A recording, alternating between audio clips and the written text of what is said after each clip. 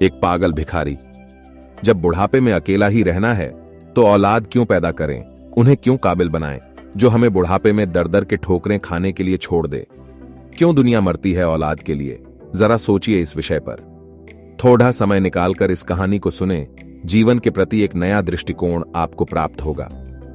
हमेशा की तरह मैं आज भी परिसर के बाहर बैठे भिखारियों की मुफ्त स्वास्थ्य जांच में व्यस्त था।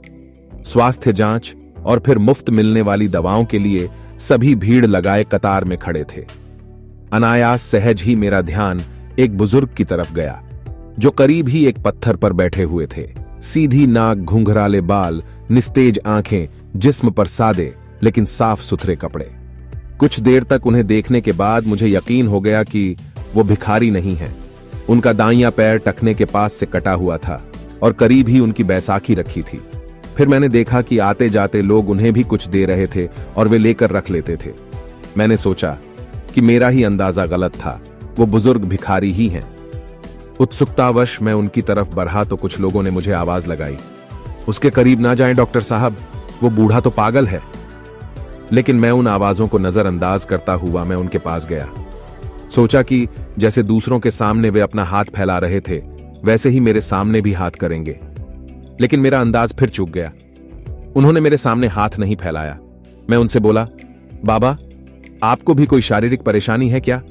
मेरे पूछने पर वे अपनी बैसाखी के सहारे धीरे से उठते हुए बोले, good afternoon doctor, I think I may have some eye problem in my right I.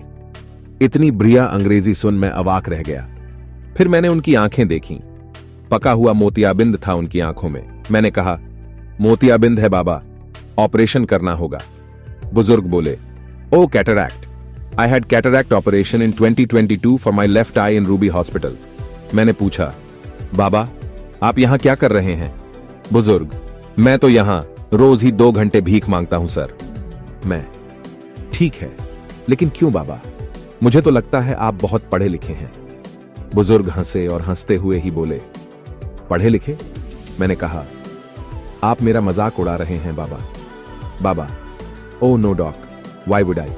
Sorry if I hurt you. मैं, हर्ट की बात नहीं है बाबा, लेकिन मेरी कुछ समझ में नहीं आ रहा है। बुजुर्ग, समझकर भी क्या करोगे डॉक्टर? अच्छा ओके, चलो हम उधर बैठते हैं, वरना लोग तुम्हें भी पागल ही कहेंगे। और फिर बुजुर्ग हंसने लगे।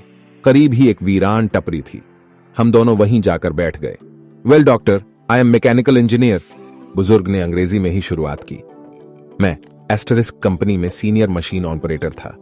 एक नए ऑपरेटर को सिखाते हुए मेरा पैर मशीन में फंस गया था और यह बैसाखी हाथ में आ गई।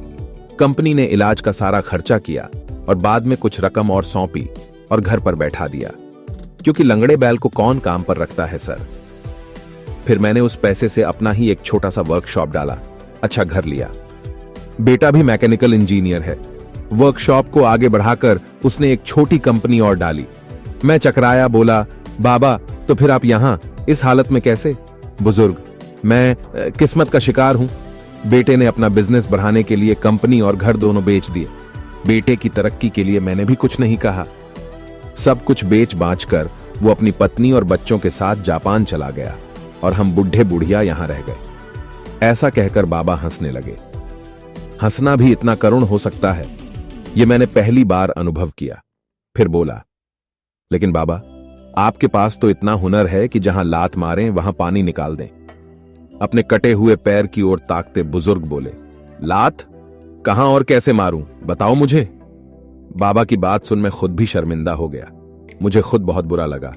प्रत्यक्षता मैं बोला, आई मीन बाबा, आज भी आपको कोई भी नौकरी दे देगा, क्योंकि अपने क्षेत्र में आपको इतने सालों का अनुभव जो है।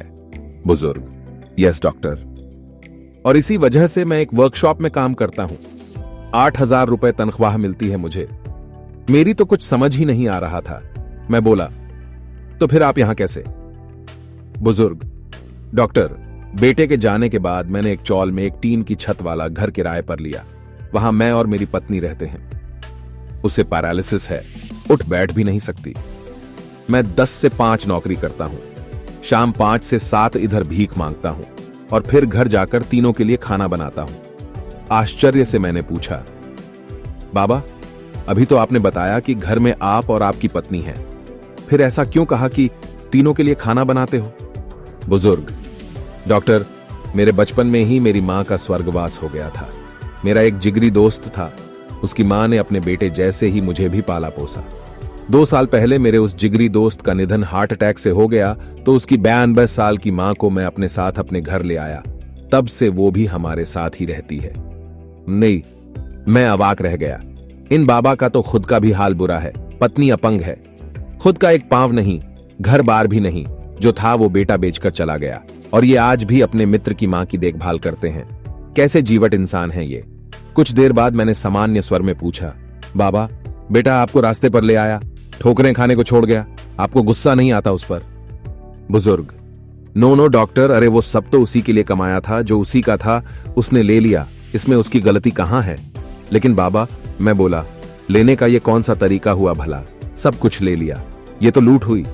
आपके यहां भीख मांगने का कारण भी मेरी समझ में आ गया है बाबा। आपकी तनख्वाह के 8,000 रुपयों में आप तीनों का गुजारा नहीं हो पाता, अतः इसीलिए आप यहां आते हो। बुजुर्ग, no, you are wrong doctor. 8,000 रुपए में मैं सब कुछ मैनेज कर लेता हूं, लेकिन मेरे मित्र की जो मां है उन्हें डायबिटीज और ब्लड प्रेशर दोनों है। दोनों बीमारियों की दवाई चल रही है उनकी। बस 8,000 रुपए में उनकी दवाइयां मैनेज नहीं हो पाती। मैं 2 घंटे यहां बैठता हूं, लेकिन भीख में पैसों के अलावा कुछ नहीं लेता। मेडिकल स्टोर वाला उनकी महीने भर की दवाएं मुझे उधार दे देता है और यहां 2 घंटों में जो भी पैसे मुझे मिलते हैं वो मैं रोज मेडिकल स्टोर वाले को दे देता हूं।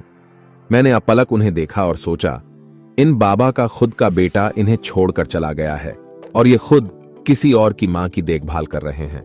मैंने बहुत कोशिश की, लेकिन खुद की आंखें भर आने से नहीं रोक पाया। भरे गले से मैंने फिर कहा, बाबा, किसी दूसरे की मां के लिए आप यहां रोज भीख मांगने आते हो? बुजुर्ग, दूसरे की? अरे, मेरे बचपन में उन्होंने बहुत कुछ किया मेरे लिए, अब मेरी बारी है। मैंने उन दोनों से कह रखा है कि 5 से 7 मुझे एक काम और मिला है। मैं मुस्कुराया और बोला, और अगर उन्हें पता लग गया कि 5 से 7 आप यहां भीख मांगते हो तो? बुजुर्ग, अरे कैसे पता लगेगा? दोनों तो बिस्तर पर हैं, मेरी हेल्प के बिना वे करवट तक नहीं बदल पाती। यहां कहां पता करने आएंगी?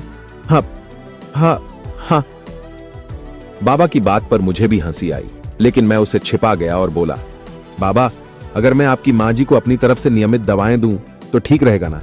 फिर आपको भीख भी नहीं मांगनी पेड़ी ढेगी। बुजुर्ग, नो डॉक्टर, आप भिखारियों के लिए काम करते हैं। मां जी के लिए आप दवाएं देंगे तो मां जी भी तो भिखारी कहलाएंगी। मैं अभी समर्थ हूं डॉक्टर, उनका बेटा हूं मैं। मुझे कोई भिखारी कहे तो चलेगा, लेकिन उन्हें भिखारी कहलवाना मुझे मंजूर नहीं। ओके डॉक्टर, अब मैं चलता हूं। घर पहुंचकर अभी खाना भी बनाना है मुझे। मैंने निवेदन स्वरूप बाबा का हाथ अपने हाथ में लिया और बोला, बाबा, भिखारियों का डॉक्टर समझकर नहीं, बल्कि अपना बेटा समझकर मेरी दादी के लिए दवाएं स्वीकार कर लीजिए।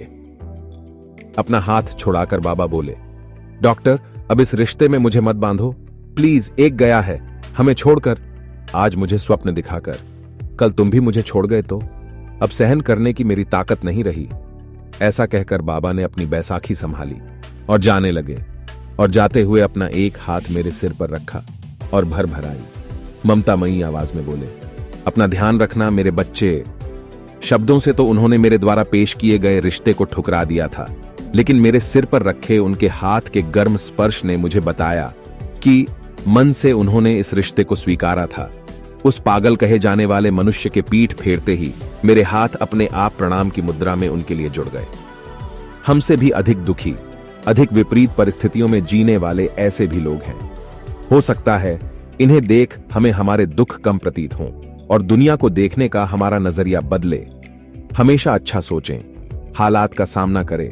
कहानी से कुछ प्रेरणा मिले तो जीव मात्र पर दया करना और परोपकार की भावना बच्चों में जरूर दें। कहानी अच्छी लगी हो तो लाइक करें, शेयर करें, कहानी के बारे में अपने विचार कमेंट करें और चैनल को सब्सक्राइब करना ना भूलें। धन्यवाद।